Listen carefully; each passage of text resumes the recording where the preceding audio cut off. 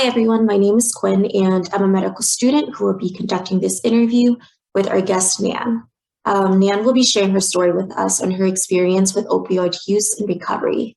So, Nan, thank you for joining us and being a part of the long-term partnership between Wisconsin Voices for Recovery and our school. To start things off, please tell us more about yourself.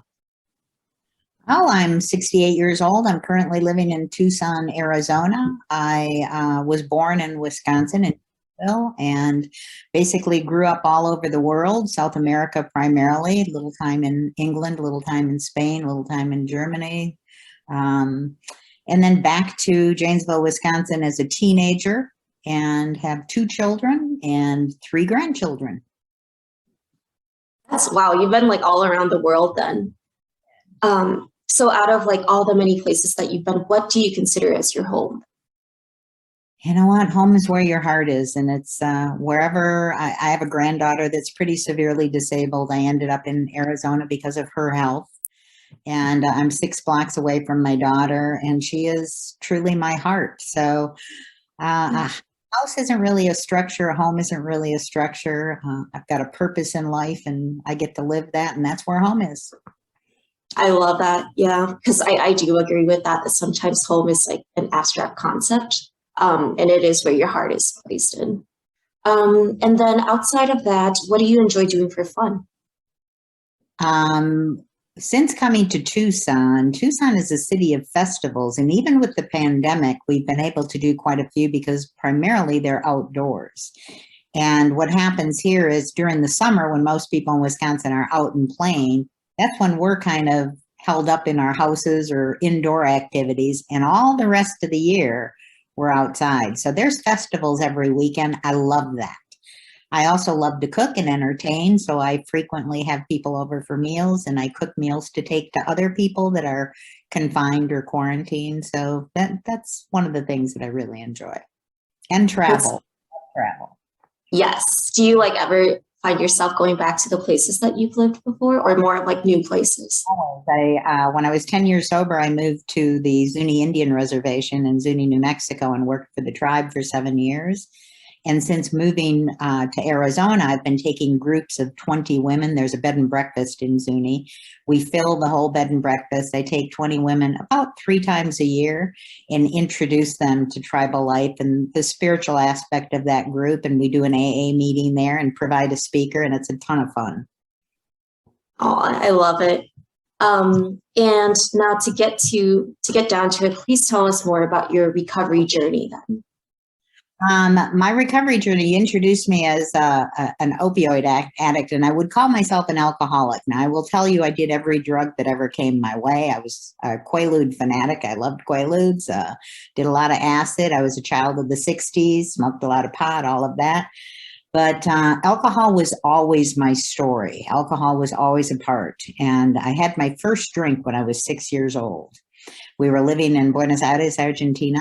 My dad worked for the Parker Pen Company. He was responsible for taking Parker Pen internationally. And so we moved a lot, but I'm 6 years old and my parents have this dinner party. And it's the first time my dad ever poured me wine at a meal. And, you know, it was tall stemware, which I've always had an affinity for. I love stemware. And I was always around adults. My folks had 4 kids and had me 12 years later. So I was really like a second family when all this moving started, and raised mostly around adults because a lot of the countries we lived in weren't safe for a kid to play outside and that type of thing. So my dad pours me this glass of wine, and I take this first sip, and I immediately felt my body get warm. I felt my shoulders drop. I felt taller. I felt older. I felt mature. And the man sitting next to me, his name was Peter Bate. He was a 007 kind of looking man. He was really handsome. He had on a beautiful Italian silk suit. He was English, so he had this beautiful accent. He was an attorney, and his beautiful wife, Valerie, who was a Parisian model, was sitting next to him. And as I drank this glass of wine, I'm looking at Peter Bate and I'm thinking, what a handsome man. I think he likes me. And I didn't mean he liked me with a cute kid. I meant he liked me like a grown adult woman. And so I had what our literature in Alcoholics Anonymous refers to as a psychic change. I had a spiritual awakening at 6 years old when I drank that glass of wine, and I became something instantly that I wasn't ever before.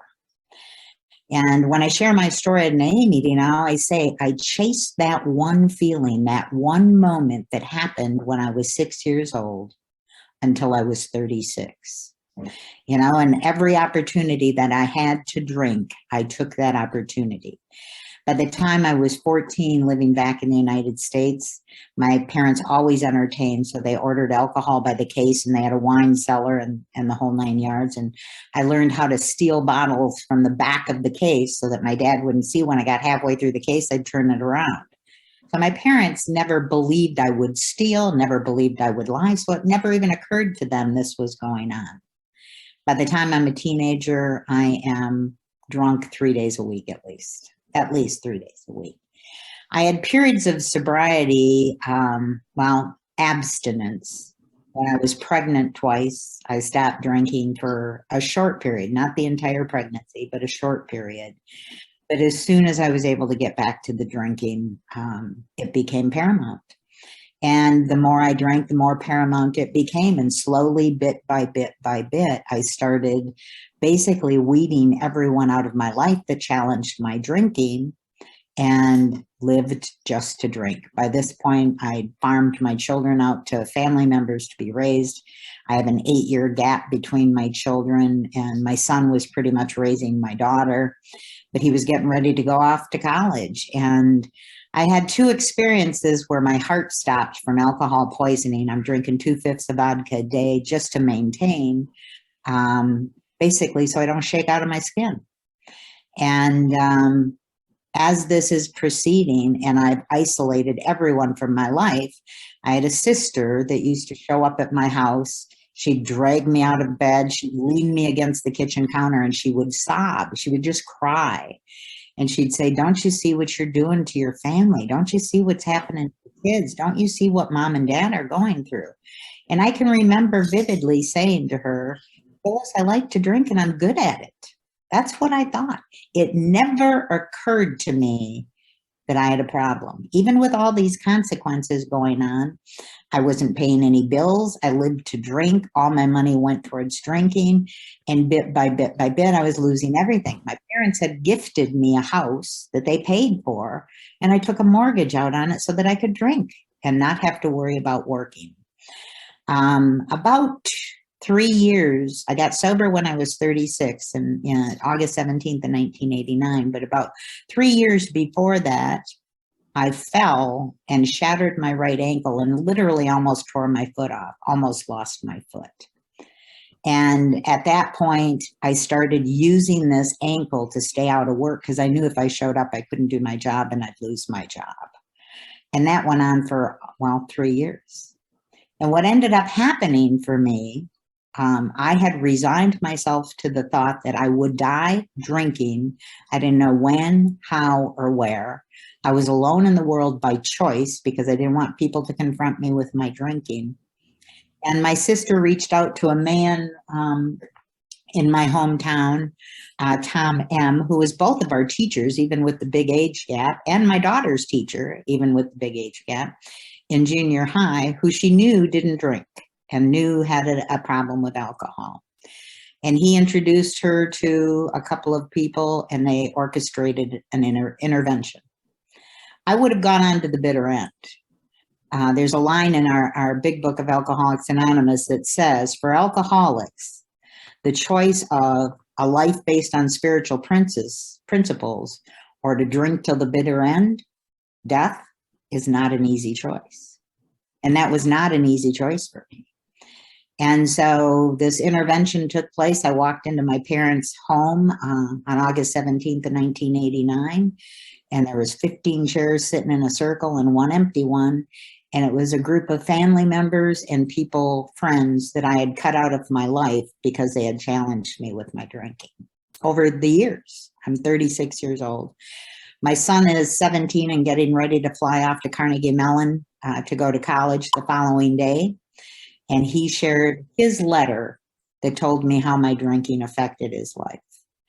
And I didn't know what an intervention was, but I knew they expected me to do something. And I said to the guy that was running the show, whatever you need me to do, I'll do.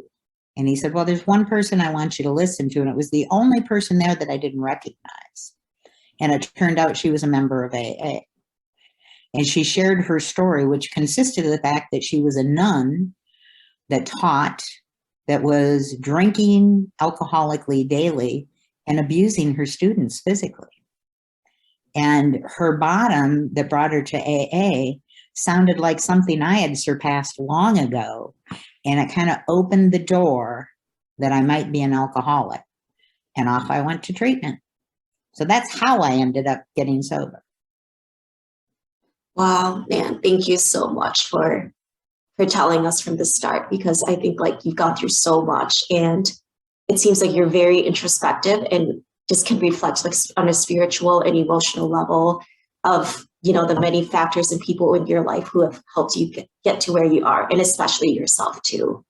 So do you think that it was mainly your family's intervention, the teacher, or the person you met from AA who really pushed that and like snapped that thought in you where I do have a problem and I do want to change?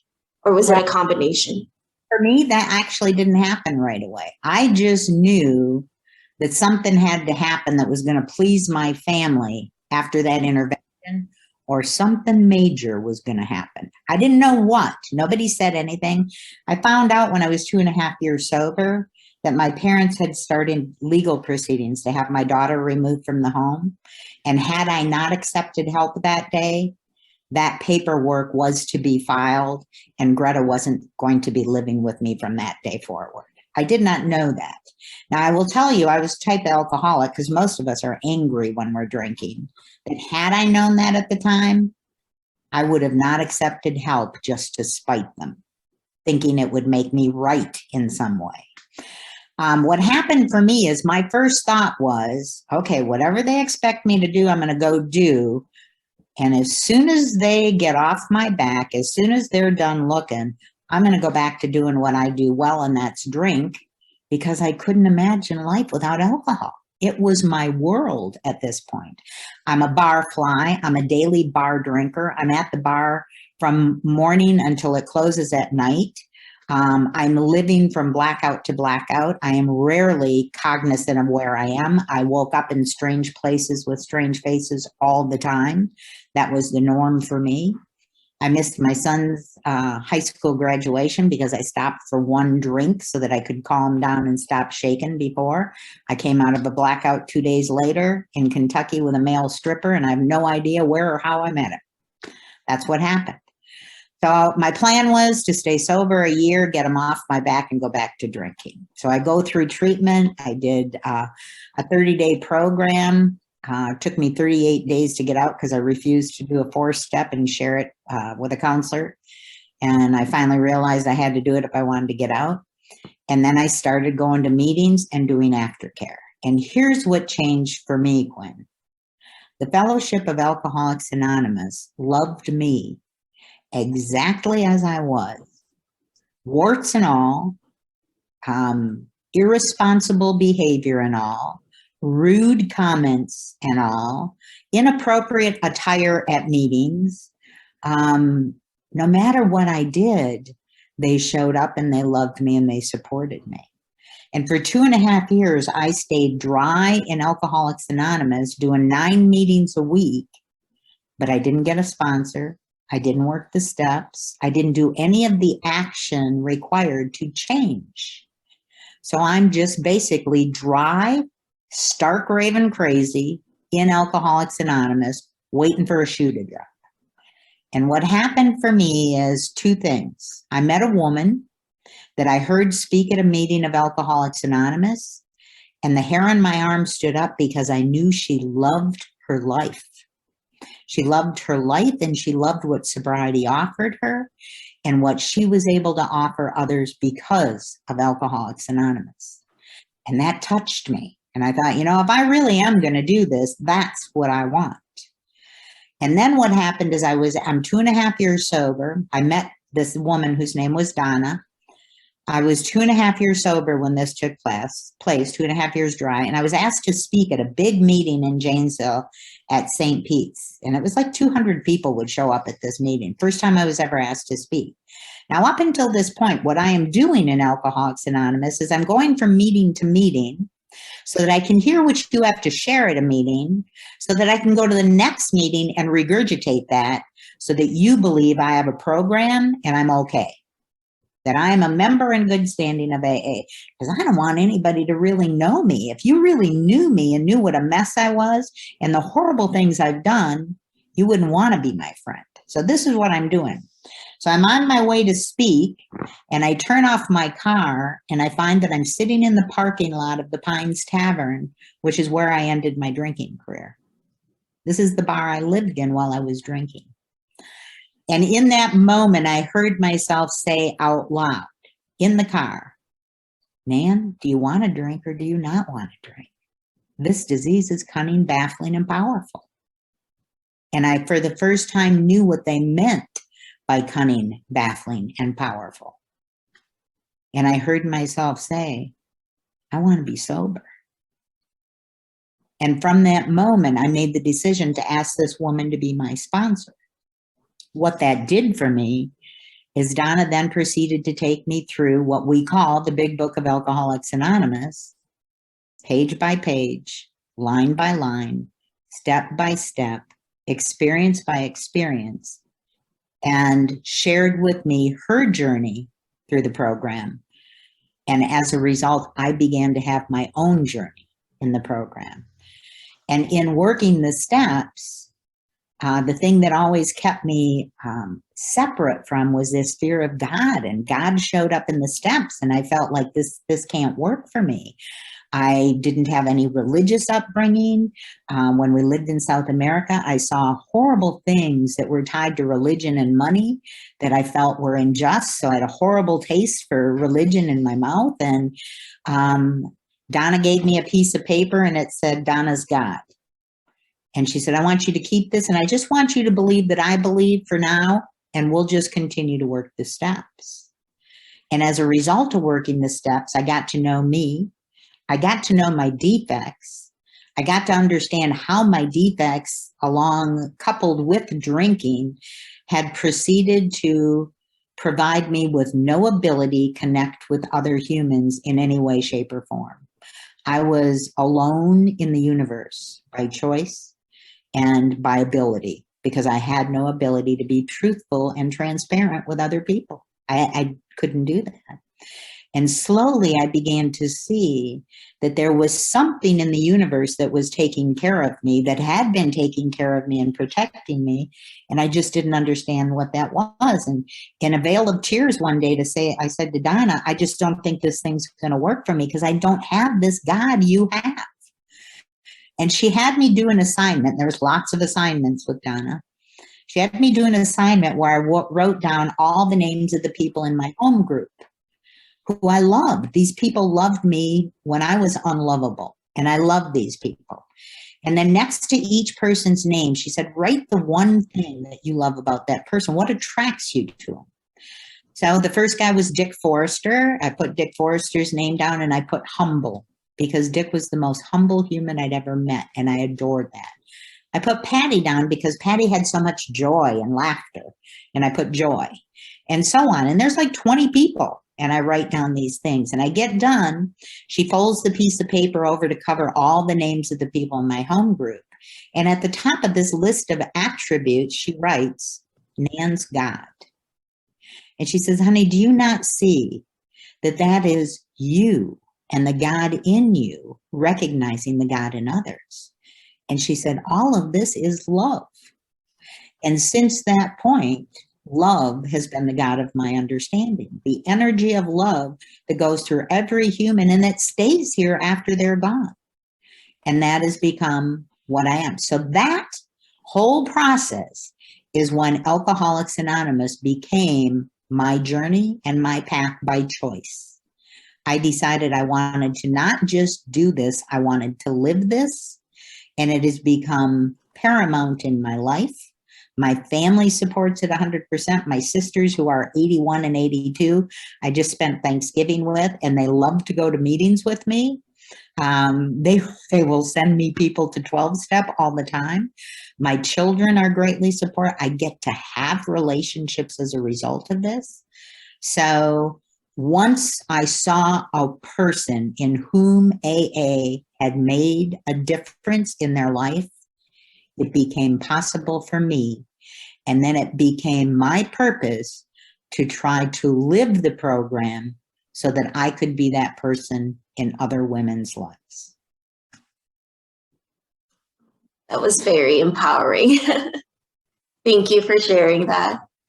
And I also wanted to ask, and forgot to extend the question earlier too, but in addition to your recovery journey with alcohol, how else did other substances, because you had mentioned you had tried all types of drugs throughout your life, what other roles did they have in all of this? Well, for me, it was all about escaping who I am, what I am, and where I am right now. You know, alcoholism is a disease of dis-ease. We are always uncomfortable in our own skin. I don't care what kind of alcoholic you are, if you're a binge drinker, if you're chronic, if you're at the bitter end, or if you're just starting the progression, we are square pegs in round holes. We are never at ease. So when people would offer me in the beginning, I was tending bar in a place the first time I did acid, and somebody said, "Hey, you want to try some purple microdot?" And I said, yes, absolutely.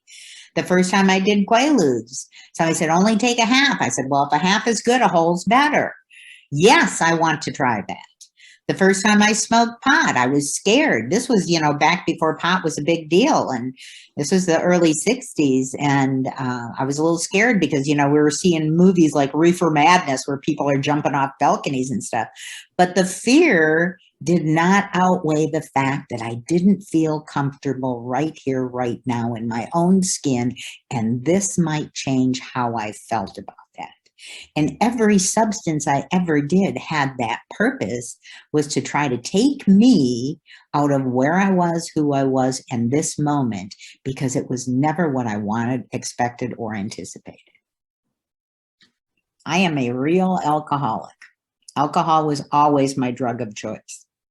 But since then, I've had the privilege of sponsoring a lot of women, and I've moved around a little bit in sobriety. So I lived in Wisconsin sober. I lived in Zuni sober. I lived in Panama City Beach, Florida sober. I lived in Crystal Lake, Illinois sober. Now I'm in Tucson, Arizona sober. So I've moved around a lot, and I always create the fellowship I crave. That's a line out of our big book. I create the fellowship I crave by going to meetings, getting involved in service. And when you live a sober life, that attracts women that want to live a sober life. So I'm privileged to sponsor a lot of women all over the country. And what I have noticed is the longer I'm sober, I'm 32 years sober. So the longer I'm sober, the more I see of things other than just alcoholic showing up in AA. And that has been a challenge for me, especially with opioid users, because I will be honest with you, to me and to most people, I believe in recovery. I can't speak for AA as a whole, but in speaking for friends that I have, the obsession, the mental obsession that is linked with opioid is different than the mental obsession with alcohol. And I will tell you, I was engaged for 7 years to a man that was an opioid user, and he would always say, man, it still calls to me. And it's not just the drug, it's the ritual. The ritual involved with the opioid is just as powerful and has just as deep a hold on me as the drug itself. And I will tell you, when we left Zuni, we moved to Panama City Beach, Florida, and we had 3 dogs. And so we had to find a hotel that would take 3 dogs while we were looking for a place to live. And so we ended up in this trashy crack hotel in Panama City. And I saw him the day we pulled in, eyeball a guy on the 3rd floor balcony. And 3 years later, he went back and found that guy to buy drugs. and relapsed with 13 years clean. So, and this is when he told me, when I finally confronted him with what I suspected was going on, he said, it's never stopped talking to me, never. Whereas with alcoholism, the further we are from that last drink, that obsession of the mind that takes place gets more and more distant.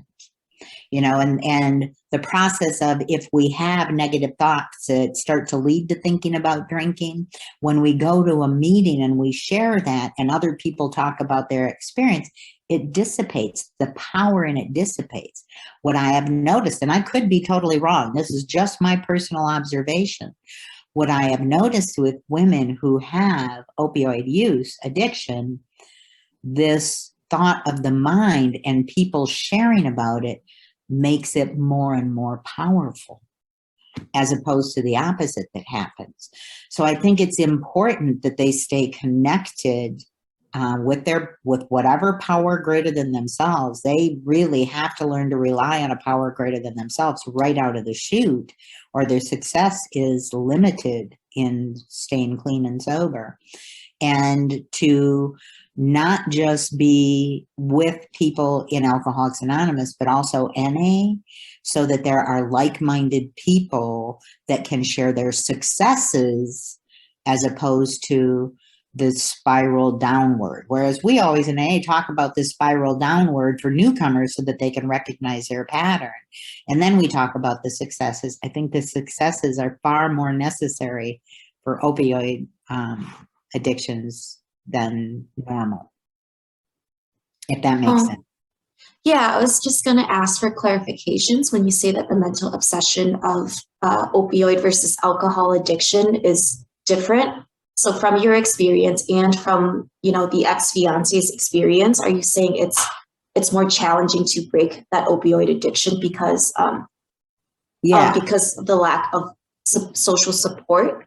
Or not support, it's the addiction itself. And this is just my observation and based on what Eric told me. I will tell you that when I have had periods, I lost a grandson that passed away. My son is struggling with a brain tumor right now. I'm a cancer survivor. I've lost both of my parents in recovery. I've lost a sister in recovery. I've had to put to sleep 3 dogs in recovery.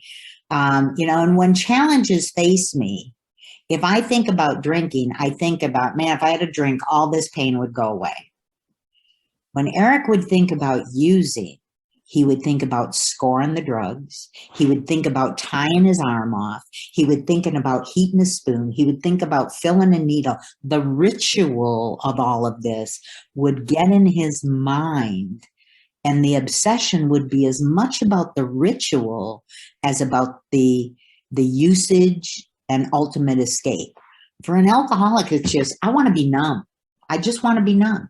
There's no, I got to go to the bar. I got to go to a liquor store. I'm going to go buy a bottle. There's no obsession with the action of getting to the point to drink. With opioid users, there is. With most of them that I hear them share their 4th step, their 5th step, their 1st step, they talk about this obsession. So, and that's just my observation. Like, I don't know that you would ever find it in a textbook or anything like that, but that has been my experience. That's a really interesting perspective I never thought about. And you're right. Sometimes it's these kind of, you know, anecdotal or personal experiences that you really don't find in textbooks. Right. Yeah, you find in people. And I'm so sorry that you've gone through a lot in your life. It's like all these challenges after challenges just being thrown at you. But I'm also happy. Yeah. That's really what sobriety is about, because there's challenges. The thing is, challenges started me drinking so I didn't have to face the challenges, so that I could just kind of slide through life with no emotion, no feeling, no fear, no pain. But there's also no joy and no happiness. That's the yin and yang of life. I have to have both.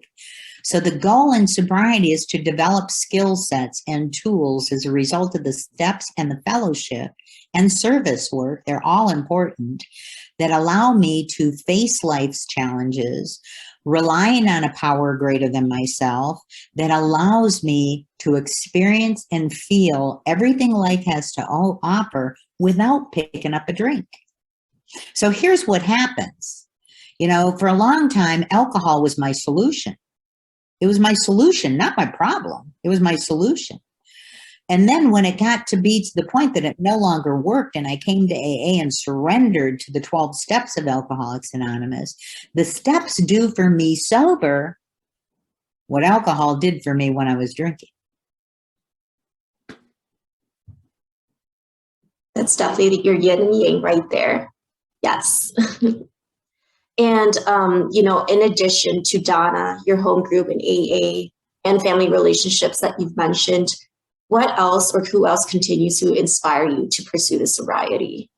Well, I'm a seeker, you know, so I read a lot. You know, I'm right now reading Recovery, The Spiritual Journey by Rami Shapiro. So I'm always a seeker.